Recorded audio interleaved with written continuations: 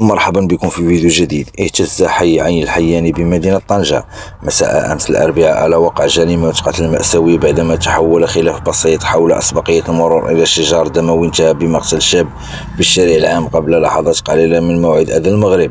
ووفق المعطيات المتوفرة فإن مشادات كلامية اندلعت بين الضحية وشخص آخر بسبب خلاف مروري حول أسبقية السير قبل أن تتطور بشكل مفاجئ إلى شجار عنيف بين الطرفين وسط الطريق ما أثار ذهول المارة وساكنة الحي. وخلال هذا الشجار أقدم المشتبه به على توجيه ضربة قوية للضحية على مستوى الرأس باستعمال قنينة مخصصة لإطفاء الحريق، ما تسبب له في إصابة خطيرة ونزيف حاد ليسقط عارضا جثة هامدة بعين المكان في مشهد صادم لمن عينوا الواقعة.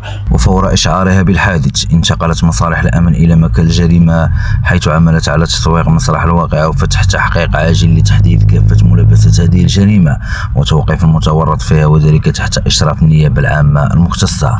أشكركم على حسن المتابعة في فيديو قادم بإذن الله.